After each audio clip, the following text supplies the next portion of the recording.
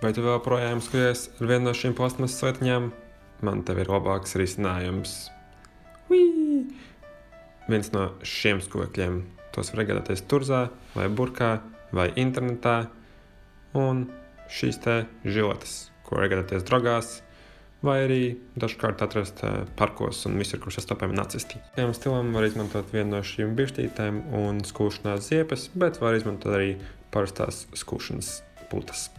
Vēl mums, protams, vajadzēs vienu nenoskūtu seju. Vienu nenoskūtu seju. Vienu nenoskūtu seju.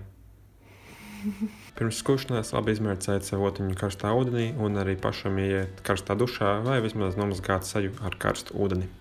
Vai arī, ja esat kārtīgs buržujs un jums nav ko darīt ar savu dzīvi, jūs varat izmantot karstu vielu. Tagad mēs varam sākt skūties.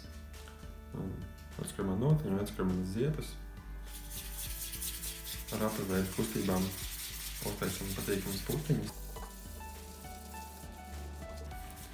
Un ar tām pašām apaveidu kustībām ieliekam tās bārdā.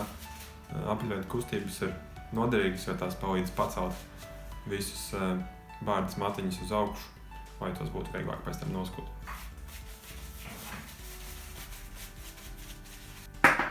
Tad paņemam mūsu skuvekli ar svaigi ielikto žileti. Vēl mums būs nepieciešams trauks ar ūdeni vai ar vienkārši krāns, kur noskuvot matiņus, ko jūs noskūsiet. Un tad mēs varam sākt skūties.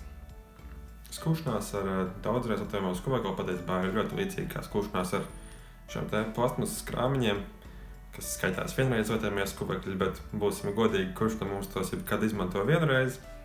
Tikai tā kā šiem skuvekļiem ir maināms žiletes un tādējādi tie ir daudz lētāki, šo žileti patiesībā var mainīt daudz biežāk un tas arī palīdzēs pret dažādiem iekaisumiem un vispār ir ādas veselība, jo šajās skuvekļos tos izmantojot vairākas reizes mēdz sakrāties ļoti daudz baktēriju un netīrumu. Tātad vienīgā liela atšķirība nevajag izmantot spēku.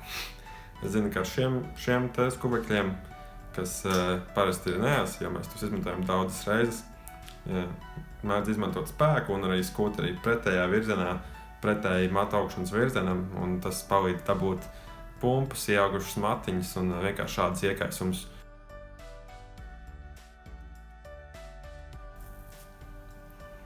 Vēl viens ieteikums.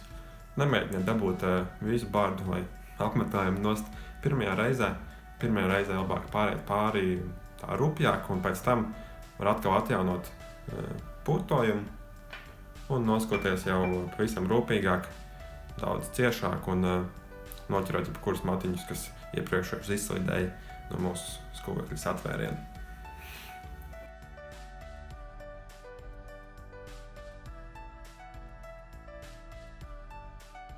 Tagad, kad esam pabeiguši skūties, viss, kas palicis pāri, ir nomazgāt seju ar augstu ūdeni. Augstais ūdens palīdzēs aizvērt jūsu sejas poras un arī jebkādas brūces, ko jūs iespējams esat ieguvuši skūšanās procesā. Un vēl pēc skūšanās es izmantoju pēc skūšanās losjonu, kas ir diezgan patīkams. Un pirms jums jātāja, ar šo skuvekli var skūt visas ķermeņa vietas, vai arī es savus kājas skūju ar nazi. Ja tev patīk šis video, spied patīk, abonēt un aizsūti visiem saviem draugiem, vai arī